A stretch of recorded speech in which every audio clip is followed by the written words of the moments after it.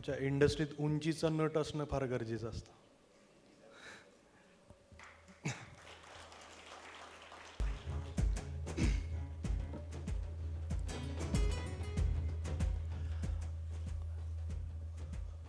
सर्वांना सर्वप्रथम नमस्कार, राम राम.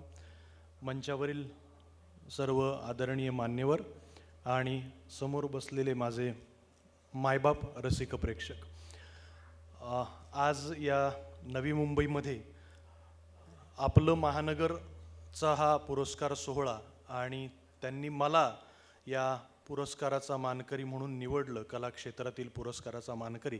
त्याबद्दल सर्वप्रथम मी सर आपणा सर्वांचे, आपल्या ग्रुपचे मनापासून आभार मानतो. आणि अनेक पुरस्कार मिळत असतात, परंतु प्रत्येक टप्प्यावर पुरस्कार जो मिळतो तर ती एक पाठीवर कौतुकाची थाप असते. आणि त्याच्यानंतर कुठलाही कलाकार असेल, कुठल्याही क्षेत्रातला माणूस असेल, त्याला एक उभारी मिळते, त्याच्या पंखांमध्ये बळ येतं. त्याच्यामुळे मला असं नेहमी वाटतं की मला कुठेही पुरस्कार मिळणार असेल तरी मी त्वरित होकार देतो आणि तिथे जातो, कारण माणसं भेटतात, संवाद साधण्याची संधी मिळते. फक्त मी प्रत्येक ठिकाणी वेळेवर जातो. आज मला उशीर झाला त्याबद्दल आपणा सर्वांची मी माफी मागतो, क्षमा मागतो. कारण आम्हाला नाटकाची सवय आहे की मेकअप रूममध्ये 1 तास आधी यायचं आणि मेकअप करून रेडी व्हायचं. परंतु आपलं महानगर इतकं आता मोठं होत चाललं आहे की त्याच्यामध्ये ट्रॅफिक जॅम ही सुद्धा एक वेगळी समस्या आपल्या महानगरामध्ये होत चाललेली आहे. त्याच्यामुळे तुम्हीच आता काहीतरी त्याच्यावर उपाय काढा. तर हा पुरस्कार मला दिला म्हणून मी भाग्यवान समजतो. आणि जेव्हा जेव्हा तुमचं कौतुक होत असतं, तुम्हाला पुरस्कार मिळत असतात, तेव्हा तेव्हा आपण असं समजायचं असतं की आपली जबाबदारी ही अधिक वाढलेली आहे. फक्त कलाकार म्हणून नाही तर माणूस म्हणून सुद्धा आपण जबाबदार आहोत, आपली जबाबदारी वाढलेली आहे.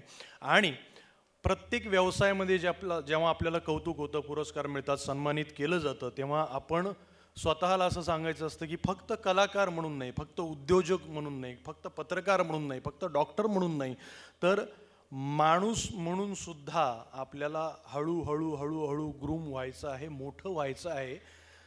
मला सगळ्यात जास्त त्या गोष्टीला मार्क द्यावे वाटतात, कारण ते जास्त काउंट होतं कुठल्याही क्षेत्रात असं मला वाटतं. त्यामुळे कुठलंही क्षेत्र असेल, आधी बघितलं जातं की तो माणूस म्हणून कसा आहे, नंतर त्याची कला, त्याची आर्ट बघितली जाते. त्याच्यामुळे मला या पुरस्कार मी जेव्हा स्वीकारला, जेव्हा ती शाल माझ्या अंगावर ठेवली, ट्रॉफी दिली, त्याच्यानंतर मी स्वतःला सांगितलं की चला आता ज्या चुका आधी केलेल्या आहेत त्या माणूस म्हणून परत चुका होऊ द्यायच्या नाही आहेत. कलाक्षेत्रात ज्या कलाकार म्हणून चुका झालेल्या आहेत त्या होऊ द्यायच्या नाहीत.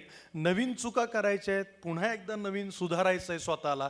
आणि फक्त एकट्याला नाही तर आपल्या मराठीला, आपल्या महाराष्ट्राला, आपल्याला सगळ्यांना मिळून हातात हात घालून पुढे न्यायचं आहे. हा संकल्प मला असं वाटतं आजच्या दिवशी आपण सगळ्यांनी करायला हवा. कारण मी जेव्हा माजलगावमध्ये होतो तेव्हा माजलगावचा म्हणून ओळखला जायचो. जेव्हा बाहेर औरंगाबाद, संभाजीनगरला शिकायला आलो तेव्हा बीड जिल्ह्यातला कलाकार, पुण्यात आलो तेव्हा मराठवाड्यातला कलाकार, मुंबईत आलो आणि इस्टॅब्लिश झालो, प्रसिद्ध झालो तेव्हा मराठी कलाकार, महाराष्ट्रातला कलाकार. आणि महाराष्ट्रातला कलाकार जेव्हा परदेशात जातो, वराड निघाले लंडनला घेऊन मी परदेशात जातो, तेव्हा माझी ओळख हे इंडियन ॲक्टर म्हणून केली जाते. तर मला असं वाटतं की माजलगाव ते इंडियन ॲक्टर ही सगळी जबाबदारीची भूमिका फक्त माझीच नसते, आपल्या सगळ्यांची असते. आपण आपल्या क्षेत्रात त्या त्या गावातून, त्या त्या घरातून बाहेर पडलेलो असतो. आणि मी माझ्या व्यवसायामध्ये असं काहीतरी काम करून दाखवेल जेणेकरून माझे आजूबाजूचे, माझे घरचे, माझे आईवडील, माझी बायको, त्यांची जी मान आहे ती अभिमानाने ताठ होईल आणि ते अभिमानाने सांगतील की हा आमचा मुलगा आहे, हा माझा नवरा आहे.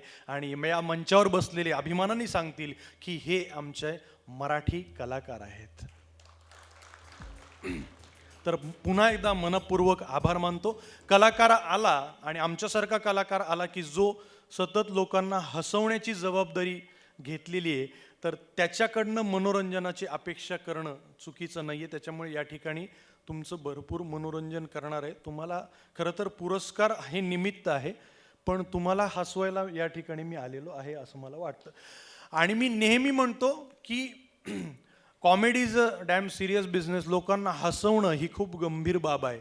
एखादा जोक वर्क नाही झाला तरी आपले मित्र हसत नाहीत. त्याच्यामुळे लोकांना एंटरटेन करणं फार अवघड आहे. आणि आजकाल असं झालेलं आहे की प्रत्येकजण इतका मोबाईलमुळे आयसोलेट होत चाललेला आहे, तर त्याच्यामुळे तो वेगळ्या तणावाखाली आहे. त्याच्यामुळे मला जेव्हा नाटकाचा प्रयोग मी सादर करतो वराडचा, खरं तर आता माझे 495 प्रयोग झालेत, आता 500 प्रयोग लवकरच मी करणार आहे, तेव्हा मला समोरचा जो प्रेक्षक आहे तो असा दिसतो की बापरे, म्हणजे नाटकामध्ये प्रेक्षक इन व्हायला मला 10-15 मिनटं लागतात त्यांना बाहेर काढायला.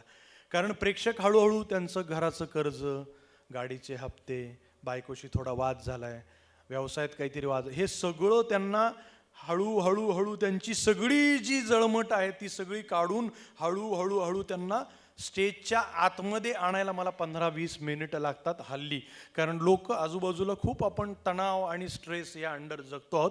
म्हणून मला जिथे कुठे जाईल तिथे लोकांना हसवायला भरपूर आवडतं. आणि आज तर माझी जबाबदारीच आहे, कारण मी थोडा लेट केल्यामुळे आज मी जोरदार हसवणार आहे.